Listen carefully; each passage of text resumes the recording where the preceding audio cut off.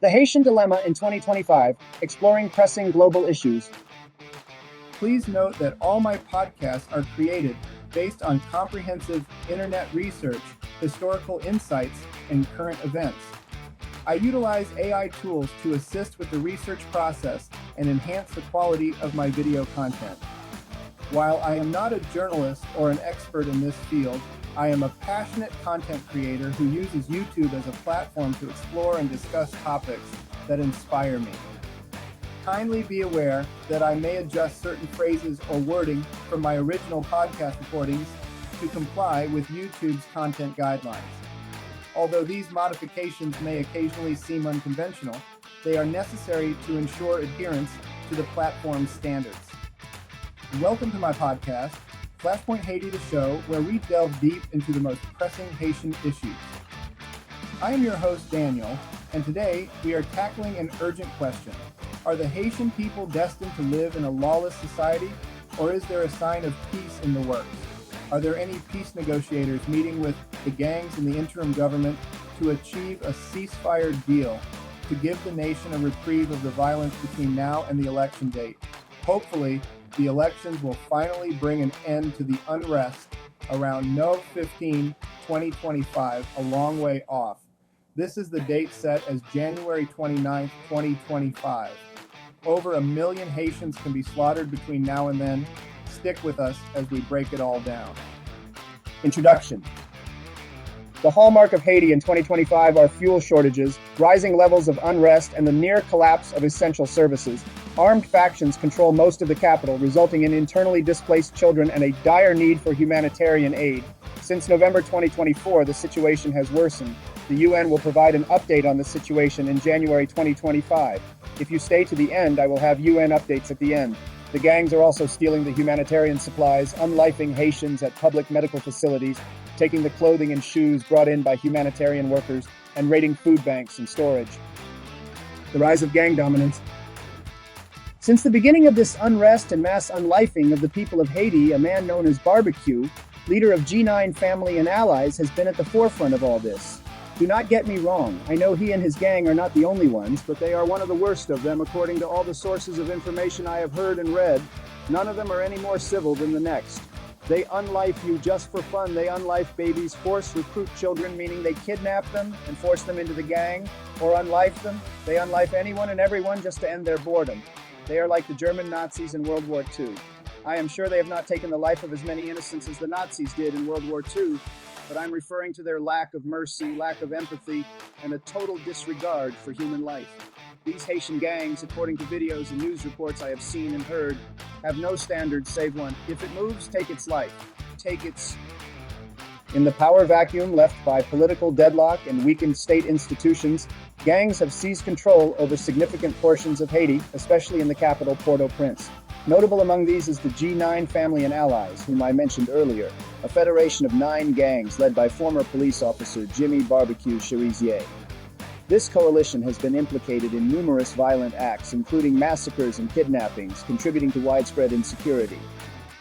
Another significant entity, the worst and most dangerous according to reports on the internet, is the 400 Mawozo gang, notorious for mass kidnappings, including the abduction of 17 missionaries in 2021. These gangs have not only challenged the state's authority, but have also disrupted daily life, leading to over 1 million displaced individuals and a humanitarian crisis where approximately half of the population faces hunger. To support an underfunded security force in Haiti, where widespread gang violence forced over 1 million people to flee their homes, Kenya dispatched more than 200 police officers to combat gangs that dominate a substantial portion of the capital, Port-au-Prince, and the surrounding areas. Kenya has promised to send 600 additional police to Haiti in the upcoming weeks. This week, Kenya sent only 144 more police to Haiti, as if that will help. The Kenya-led security assistance operation in Haiti is not functioning properly. Over 6 months of being deployed to assist in regaining control, gangs have expanded territory and influence, and needy civilians have had less access to critical humanitarian aid. Kenya is going to get paid for officers who could not make a dent in the situation. If anything, they allowed the gangs to expand their territories. The United States has paid $200 million towards these troops. The United States is also the one who is being left to supply them as Kenya sent them without the necessary equipment to do the job. the United States has also pledged $300 million in support. The 2,500 officers will be deployed in phases at a cost of $600 million per year. So far, in addition to the $200 million we already spent for the officers, the UN-administered fund for the mission has only received $18 million from Canada, France, and the United States. On a side note here, we are all doing a lot to help, and other nations in the UN need to contribute. After all, Haitians say they do not want the United States, France, or Canada to interfere with the situation. Governmental response and challenges. In 2022, forcing legal proceedings into makeshift venues and severely hamper the justice system's functionality. Since Prime Minister President Ariel Henry was not officially approved by the National Assembly to the office of Prime Minister, the gangs felt no loyalty. After the assassination of President Moise in 2021, Prime Minister Ariel Henry made himself president. President Ariel Henry pledged to hold new elections in mid-2025. The already violence-fueled rioters and protesters were not happy with this decision. They felt that Ariel Henry had no right to the presidency, and he was delaying elections for the new president to maintain power. That is when Barbecue decided he had to go. Then, when Ariel went to Kenya to get outside forces to come to Haiti, that escalated the situation to where it has eventually grown today.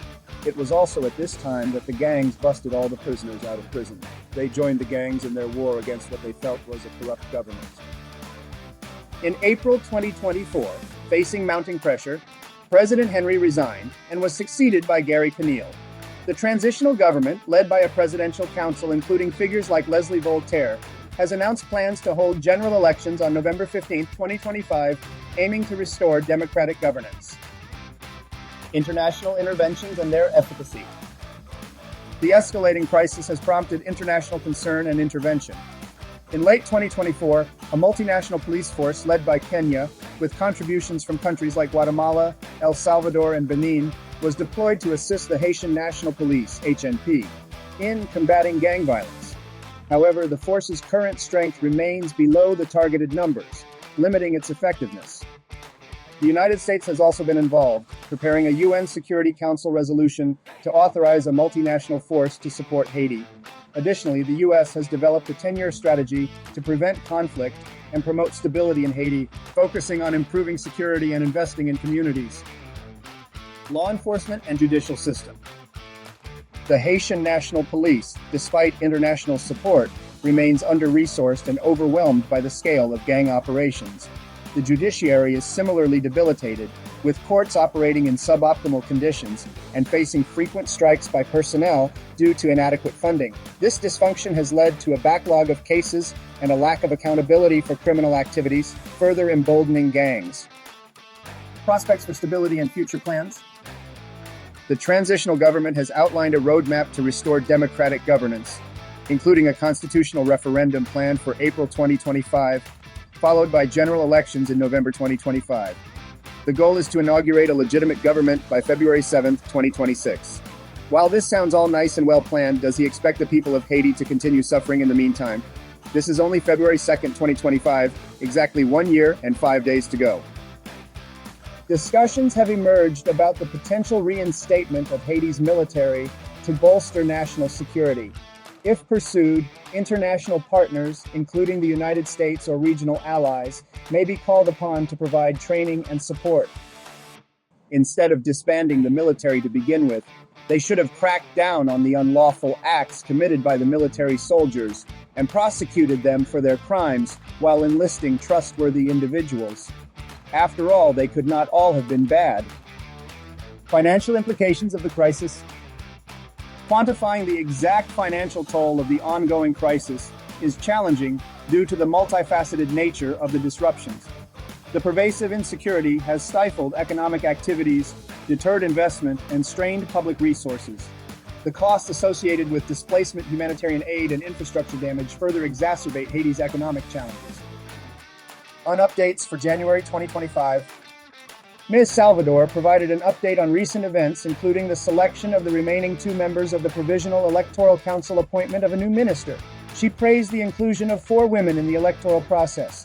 However, due to disarray, external criticism, and accusations of corruption, the transition framework remains fragile. Due to aircraft cancellations and violence, the UN has temporarily reduced its presence in Port-au-Prince, but remains committed to delivering life-saving aid. With over 6 million people in need of assistance, more than a million internally displaced persons, and 48% experiencing food insecurity, Haiti's humanitarian crisis has reached critical levels. Donors are requested to support the 2025 Humanitarian Response Plan. The head of UN Office on Drugs and Crime, Gada Wali, highlighted how illegal arms shipments, drug trafficking, corruption, and money laundering all contribute to Haiti's persistent bloodshed and instability. She stressed the need for increased capacity against trafficking, better regional coordination, and institutional improvements in light of the mounting evidence of Haitians participating in a criminal network connected to trafficking. Support for Haiti needed now more than ever. Security Council hears vertical bar UN News.